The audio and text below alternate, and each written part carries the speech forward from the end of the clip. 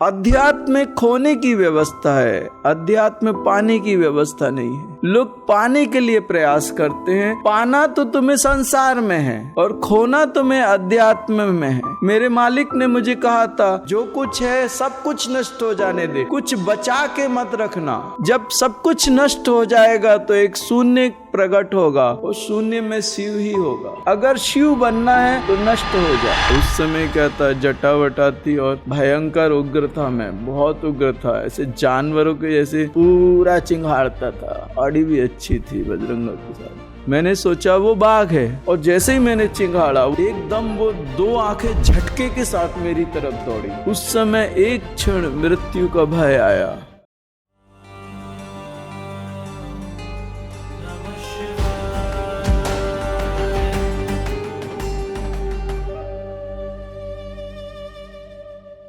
मुझे अगर परमात्मा को पाना है तो इन सब चीजों को मुझे बेहतरीन करना पड़ेगा ताकि मैं अपनी ट्रेवल प्रॉपर अच्छे तरीके से कर सकूं। मेरा ये जो शरीर है ये यंत्र है, इस यंत्र को उपयोग करके मैं परमात्मा तक पहुंच सकता हूं। तो ये यंत्र बहुत परफेक्ट होना चाहिए। आपको अगर लंबी यात्रा करनी है और सुखद यात्रा करनी है तो आपकी जो गाड़ी है वो बेहतरीन होनी चाहिए। लोग इस चीज को समझते नहीं है। दूसरी बात क्या रहता है, ये छोटी छोटी चीजें जब आपको समझ में नहीं आएंगी तो परमात्मा तुम्हें क्या समझ आएगा। आपकी समझ छोटी छोटी चीजों से बढ़ते बढ़ते बड़ी बड़ी व्यवस्थाओं को समझती है। तुम कहते हो नहीं मुझे KG1 KG2 में नहीं जाना, मैं सीधे कॉलेज में एडमिशन लूंगा। भाई साहब जरूरी है KG1 KG2, बहुत जरूरी। हर कोई कॉलेज में एडमिशन लेने को तैयार है। बेसिक नॉलेज है ही नहीं है भाई साहब को। भाई साहब डायरेक्ट प्रोफेसर बनने को तैयार है। प्रॉब्लम एक है कि आप बड़ी जल्दी में हो, आप बड़ी भागदौड़ में हो और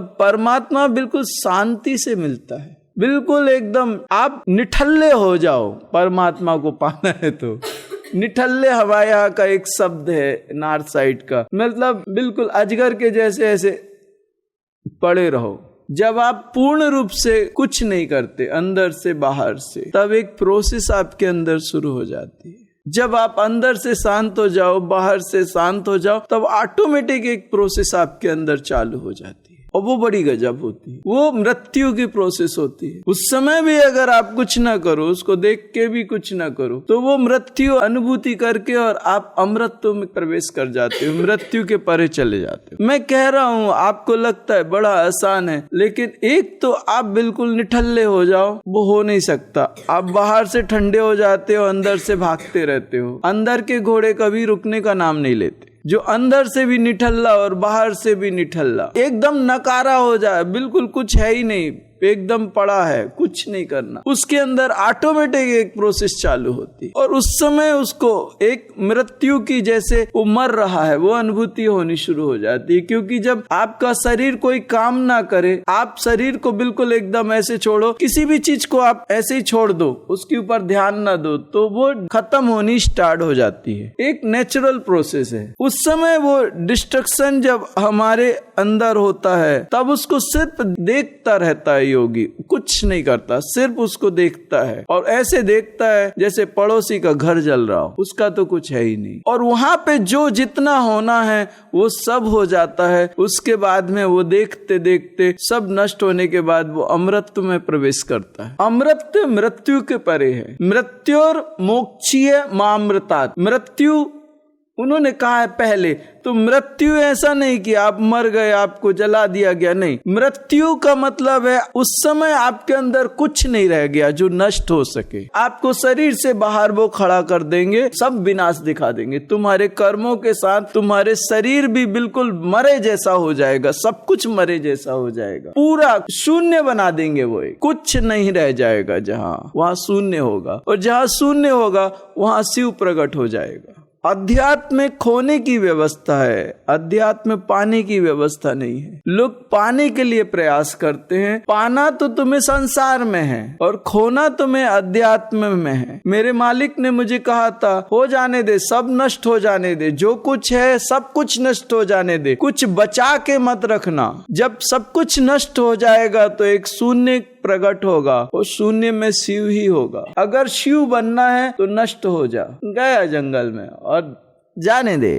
बड़ी कठिन परीक्षाएं ली गई। जंगल में बैठा था तो वहाँ वाइल्ड लाइन एरिया था, तो गांव के कुछ लोग ऐसे लेके आते हैं, गाय वाय को ऐसे ले आते थे, और शाम को 4 के बाद वहाँ कोई नहीं रहता क्योंकि बाघ आता था। उस समय क्या हुआ, उसके पास ज्यादा गाय थी और एक गाय ने बच्चा दे दिया। वो गाय की अगर एक बच्चे को संभालता तो सारी गाय इधर उधर भाग जाती थी जंगल में, और अगर बच्चे को छोड़ता था तो बाघ खा जाता। उस बच्चे के साथ उसकी माँ भी रहेगी, माँ तो छोड़ के जाएगी नहीं बच्चे को, तो दोनों मरेंगे, या तो पूरी गाय भागेंगी या तो दोनों बच्चे और माँ मरेगी। वो मेरे पास आया, बोले इसको आप रख लो, सुबह 9 बजे इसका मालिक आ जाएगा, रात को तो कोई जंगल में आएगा नहीं। मुझे मालूम नहीं, मैंने हाँ बोले रख दो।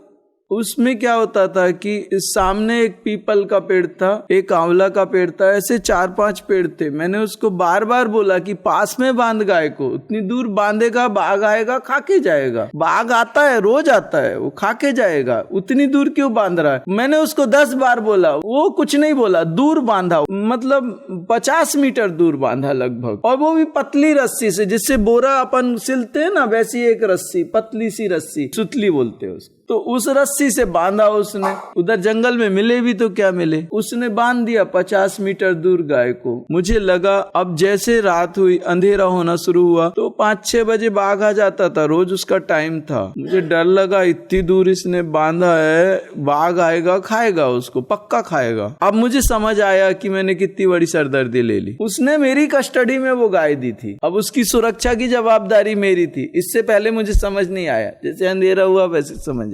तो मैंने उस गाय को पकड़ा और उसको लाके वहां जो एक पेड़ था उससे बांध दिया, उसी रस्सी से। गाय का बच्चा 2-3 घंटे में भागने लगता है। वो भागने लगा इधर उधर। मुझे लगा ये भागेगा तो ये ऐसा करेगा। 6:30 बजे संध्या करके सो जाता था मैं, क्योंकि अंधेरा हो जाता है। 4 बजे स्नान वगैरह करता था, और वो संध्या 6:30-7 मेरी 108 कुछ माला रहती थी भगवान की, तो 108 माला उतने समय, जितने भी समय खत्म होती थी लगभग सो जाता। अब मुझे बड़ी फिक्र हुई कि ये गाय, ये बच्चा, ये गाय। उसने रस्सी वस्सी तोड़ ली और हमारा खाना वाना जो रखा था वो सब फैला दिया, खा लिया, सब कुछ कर लिया। थोड़ी देर ये सब चलता रहा। उसके बाद मैंने कोशिश की कि मैं सोऊं ना, लेकिन नींद लग गई और मैंने देखा गाय भी नहीं और बछड़ा भी नहीं। और मेरे अंदर एक बात आई, बाघ आया और खाया उसने, क्योंकि वो गाय ऐसे छोड़ के नहीं जाएगी, उसको जंगल में अपने बच्चे के साथ कहीं नहीं जा सकती हो। और मैंने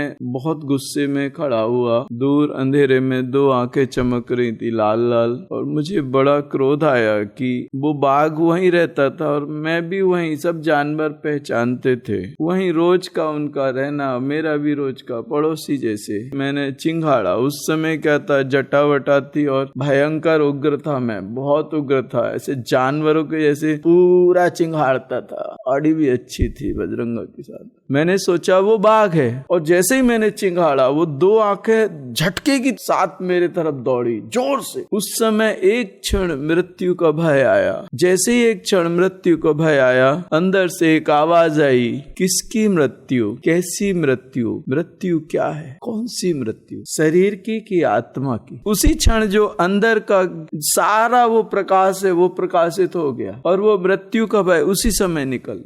और मैं निर्भय होके सीधा खड़ा हो गया, और वो जो 2 आंखें पास में आई तो मैंने देखा वो गाय थी, वो बाघ था ही नहीं।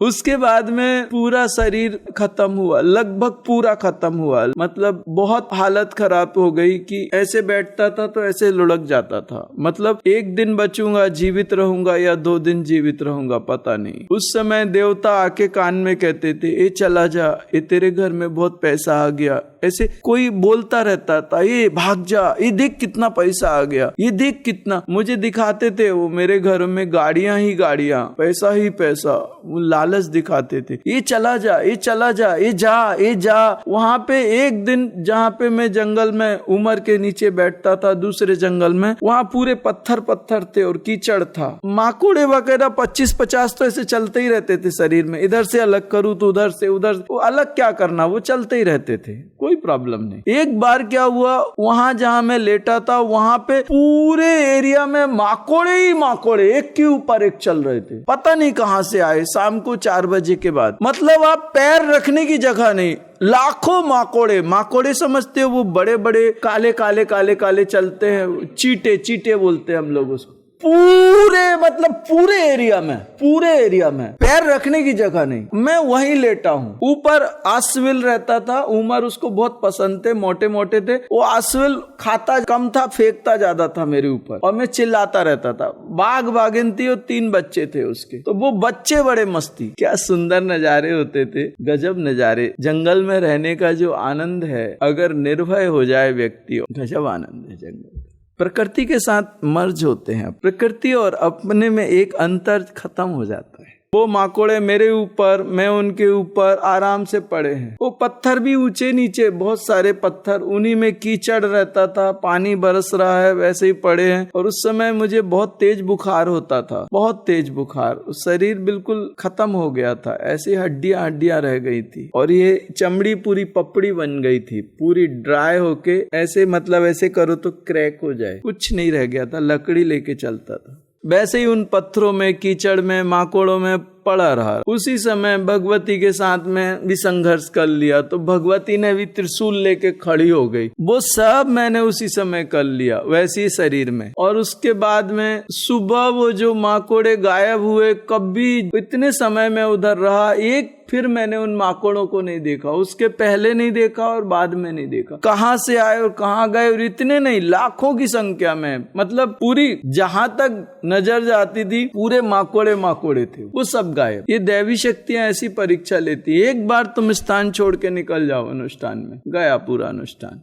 अगर तुम्हें शक्ति सिद्ध करनी है तो वहां पे तुम्हें एक चीज बतानी पड़ेगी कि मेरी जान जाती है तो जाए, लेकिन ये कर लूंगा, ये तो मुझे चाहिए। पूरा शरीर उन्होंने पूरा, कोई खाना लेके आ रहा है मेरे लिए, मैं भूखा बैठा हूँ, बीच में कोई आके कहता नहीं उनके पास बहुत सारा है, चलो, मेरे ही सामने, और मेरे को भूख लगी है, वो खाना वापस मेरे सामने निकल जाता। उन्होंने हर तरीके से मुझे ऐसे जला डाला, मतलब कहीं कुछ नहीं। फॉरेस्ट वाले तो अलग तंग करते थे, जितना उनकी देवताओं की ताकत थी उन्होंने सब किया, पूरा किया। बोलते थे भाग जा, तेरे घर में पैसा आ गया, देख गाड़ियां देख, ऐसी गाड़ियों पे गाड़ियां घर में आंगन में खड़ी। लेकिन शरीर खत्म हो चुका था। मैंने कहा अब ये जीवन गया तो गया, अब अगले जीवन देखेंगे क्या करना है। अब शरीर भी नहीं है, संसार क्या करेंगे, पड़ा रहा वैसे। श्वास पे ध्यान दो तो वॉमिट होती थी, साधना भी करो तो वॉमिट होती, बहुत तकलीफ हो गई। और मैंने कहा अब जान दो, अब शरीर गया तो गया, नया शरीर लूंगा, फिर देखूंगा कि संसार करना है कि साधना कर। इस शरीर से अब क्या होगा, संसार में भी जाऊंगा तो ये शरीर से क्या होने वाला।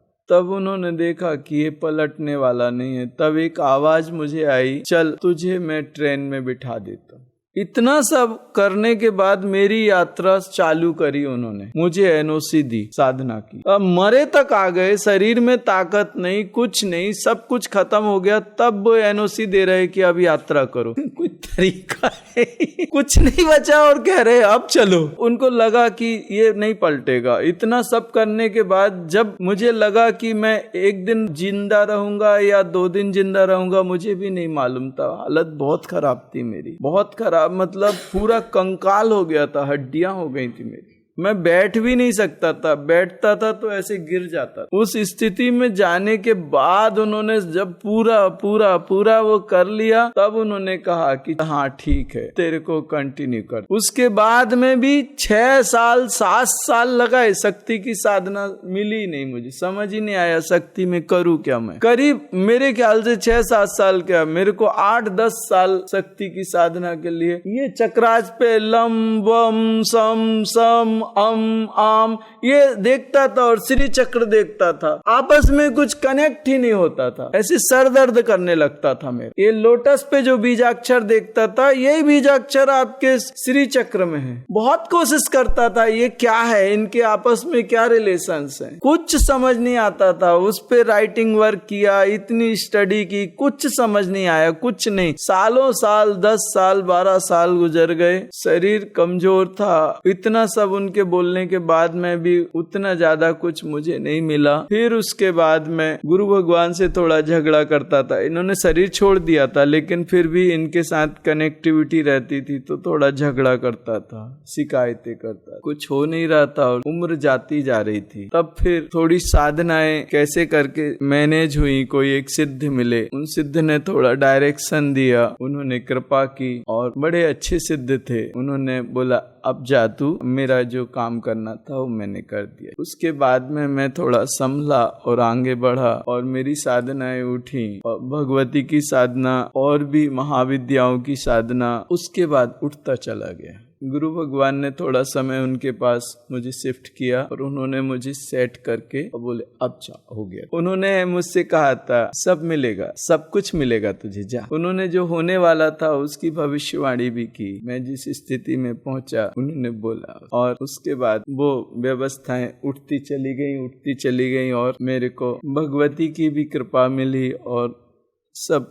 अभी आप देखिए मेरी अभी तक 2 गायत्री आपने सुनी, अच्छी है ना गायत्री, पावरफुल है, मस्त गायत्री। गायत्री ये आपकी प्रारंभिक अवस्था है, गायत्री का एडवांस लेवल तक में भगवती गायत्री की बड़ी कृपा है। और दूसरी वैष्णव में भगवान नारायण के अवतार होते हैं, उन अवतारों की साधना है मेरे पास और वो अच्छी साधना है। भगवती की 10 की 10 महाविद्याओं का वाहन में भगवती के भिन्न भिन्न स्वरूपों में अपने श्री चक्र की साधना तो मुझे विशेष रूप से है। और जब मैंने पहली बार, वैसे तो भगवती ने मुझे कई बार दर्शन दिए थे संन्यास लेने के पहले, लेकिन गुरु भगवान ने मुझे बुलाया, सिद्ध लोग गया, अपनी कुंडलिनी शक्ति को धूमावती के रूप में मैंने देखा फर्स्ट टाइम सिद्ध लोक में। वो मेरे इतने जन्मों की साधना का फल था। मेरी जो शक्ति है उसको मैंने धूमावती के रूप में ऐसे दर्शन किए। फिर उसके बाद में और भी भगवान शिव के अवतार और भी कुछ, लेकिन वो दिन याद आते हैं कभी कभी। और एक बात समझ आती है कि गुरु के बिना साधक की कोई अस्तित्व नहीं है। मैंने अपने आप से बहुत उठने की कोशिश की, नहीं हो पाया। तब मुझे एक अच्छे सिद्ध मैंने बोला, उन्होंने थोड़ा सा बड़े प्रेम से मुझे सहारा दिया, सब सिस्टमेटिक किया, मेरी साधना पिकअप कर गई। जो लोग कहते हैं ना हम तो कर लेंगे, हमारे तो शिव जी गुरु हैं। संन्यास के पहले भगवती दर्शन देती थी, मेरे से बात करती थी, नाम पुकारती थी। साधना के समय नहीं पुकारा, साधना के समय गुरु ही काम आया। गुरु का काम गुरु ही करता है, कोई और कुछ नहीं कर सकता, देवता भी वहां नहीं कर सकता।